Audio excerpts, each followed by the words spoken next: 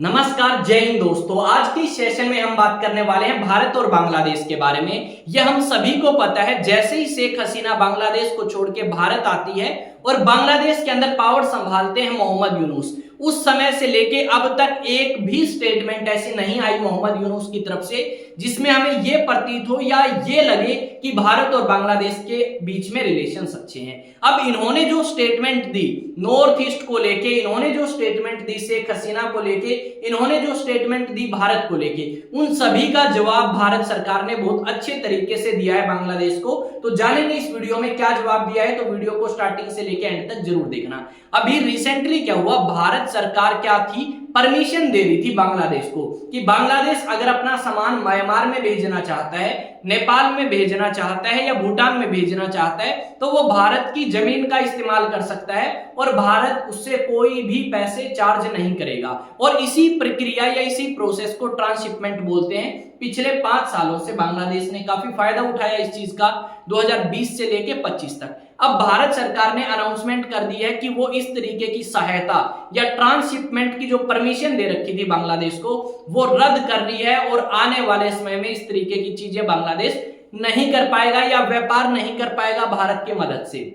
अब भारत ने ऐसा क्यों किया? देखो, अगर हम बात करें लगभग 5 अगस्त के बाद की, यानी 2024 5 अगस्त से बाद की बात करें तो भारत और बांग्लादेश के बीच में सिर्फ रिलेशंस खराब हुए हैं। एक तरफ तो हमें यह देखने को मिलेगा कि अमेरिका के राष्ट्रपति ट्रंप ने 37% टैरिफ लगाया है किसके ऊपर, बांग्लादेश के ऊपर, जबकि भारत के ऊपर सिर्फ 26% टैरिफ लगा है। और यहां पे रिसेंटली एक अनाउंसमेंट और हुई है कि आपके चाइना के ऊपर जो 54% टैरिफ लगाया गया था वो 104% कर दिया है और चाइना ने इसी का जवाब देते हुए 84% टैरिफ अमेरिका के ऊपर लगा दिया है। यानी अब अच्छे तरीके से ट्रेड वॉर स्टार्ट हो चुकी है चाइना और यूएसए के बीच में। अब आते हैं अपने मुद्दे के ऊपर। देखो, बांग्लादेश के ऊपर टैरिफ लगाया तो बांग्लादेश ने रिक्वेस्ट करी राष्ट्रपति ट्रंप से कि प्लीज इस समय आप टैरिफ ना लगाएं क्योंकि हम काफी ज्यादा परेशान हैं। अब उसी बीच भारत ने भी झटका दे दिया कि जो आप ट्रांसशिपमेंट कर रहे थे भारत के थ्रू, अब वो आपको नहीं परमिशन मिलेगी। क्योंकि आखिरकार भारत ने, ये हम समझने की कोशिश करते हैं।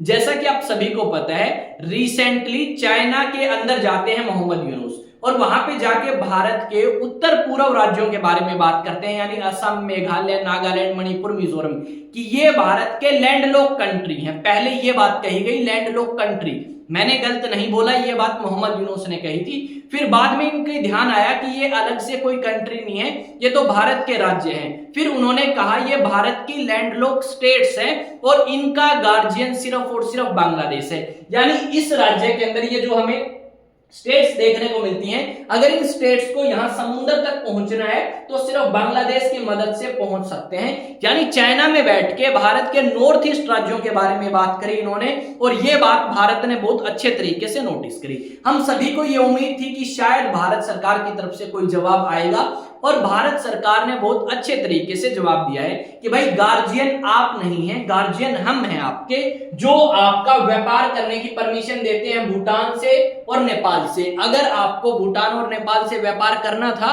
तो हम आपको परमिशन देते थे। पर भारत ने फ्री में परमिशन दी क्यों? तो भारत ने फ्री में नहीं दी। भारत ने यह कहा कि जो आपके वाटरवेज हैं उनका इस्तेमाल हम करेंगे और आप हमारी जमीन का इस्तेमाल करें, व्यापार करने में इजीली आप सामान भेज सकते हैं। अब देखो, भारत की मदद जो है वो पीछे हट चुकी है, यानी भारत अब बांग्लादेश की मदद जो है वो नहीं करेगा। और जब बांग्लादेश की मदद नहीं करेगा तो इनका व्यापार और ज्यादा कम होगा। जब व्यापार और ज्यादा कम होगा तो हमें महंगाई, मंदी, वो सारी चीजें बांग्लादेश के अंदर देखने को मिलेंगी। भाई मुंह के अंदर, यानी यहाँ पे मेरे थोड़ी सी दिक्कत है तो 1-2 बार आगे पीछे हो सकते हैं, ठीक है, छाला हो चुका है, अभी शायद 1-2 दिन में ठीक हो जाएगा। पर हमारी वीडियो रेगुलर आती रहेंगी। रात को ज्यादा थी तो इस करके शाम वाली वीडियो नहीं आई। अब आते हैं मुद्दे के ऊपर। अभी क्या होगा, बांग्लादेश के अंदर हमें यह देखने को मिलेगा कि अमेरिका ने भी टैरिफ ज्यादा लगा दिया। वहीं अगर कोई भारत की चीज 100 रुपए में बनी तो वो अमेरिका में जब जाएगी तो 126 की होगी। वही चीज अगर बांग्लादेश में बनी 100 की तो वो कितने में जाएगी, 137 में जाएगी। यानी अब जो आपके कंज्यूमर हैं और जो आपके होलसेलर हैं वो क्या करेंगे, वो इन फैक्ट्री से जब सामान उठाएंगे तो ये देखेंगे कि यही चीज बांग्लादेश में महंगी पड़ेगी जबकि भारत में सस्ती पड़ेगी, तो भारत से हमें व्यापार करने में फायदा है। और ये सारी चीजें देखते हुए यहाँ पे बांग्लादेश को नुकसान होगा, क्योंकि जो व्यापारी हैं, होलसेलर हैं या कंज्यूमर हैं, वो उन्हीं चीजों को पिक करेंगे जो आपके उनके लिए फायदेमंद होंगी। यहाँ पे भारत और बांग्लादेश से बहुत सारा कपड़ा बनता है, ठीक है, टेक्सटाइल का सामान बनता है और वो पहुंचता है यूएसए। अब यूएसए में पहुंचना होगा मुश्किल बांग्लादेश के लिए। यहाँ पे मैं आपको एक दो न्यूज आर्टिकल दिखाता हूं, इनमें क्या लिखा गया है। भारत का बांग्लादेश के खिलाफ बड़ा एक्शन, इस चीज पर लगाया प्रतिबंध, क्या करेगा यूनुस। यह सुविधा जून 2020 में शुरू की गई थी और इसे वापस लेने का निर्णय वित्त मंत्रालय के केंद्रीय अप्रत्यक्ष कर और सीमा शुल्क बोर्ड द्वारा लिया गया है। यहाँ पे एक और लिखा गया है, भारत ने बांग्लादेश को मिल रही निर्यात सुविधा रद्द की, क्या है वजह वो भी हमने देखी। इस तरीके की तस्वीर जो है वो भी शेयर करी गई थी। और यहाँ पे सवाल यह आता है, जब बिम्स्टेक सम्मेलन के दौरान भारत के प्रधानमंत्री बांग्लादेश के चीफ एडवाइजर से मिलते हैं तो किन मुद्दों के ऊपर बात करी। तो भारत के प्रधानमंत्री ने बात करी हिंदुओं के ऊपर जो अत्याचार हुए बांग्लादेश में, उस चीज को लेके भारत के प्रधानमंत्री ने बात करी कि वो लोग जो इस अत्याचार में शामिल थे या हिंदुओं के ऊपर हिंसा करी, उन लोगों को सजा मिलनी चाहिए। इस तरीके की बातें भारत के प्रधानमंत्री ने करी।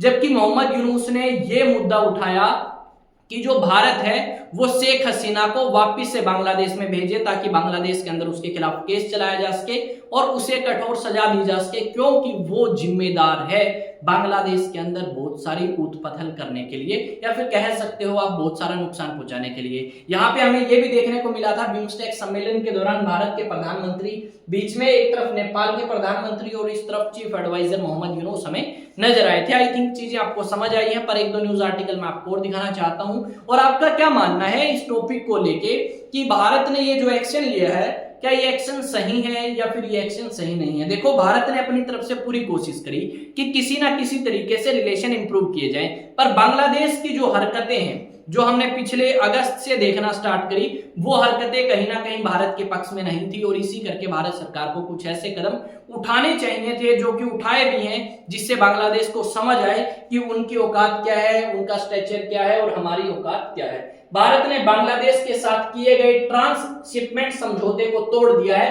अब बांग्लादेश भारतीय जमीन के जरिए निर्यात नहीं कर पाएगा। भारत ने 2020 में बांग्लादेश के साथ यह समझौता किया था। आपको मैं बहुत सारे न्यूज आर्टिकल दिखा चुका हूं। आई थिंक आपको टॉपिक समझ आ गया होगा।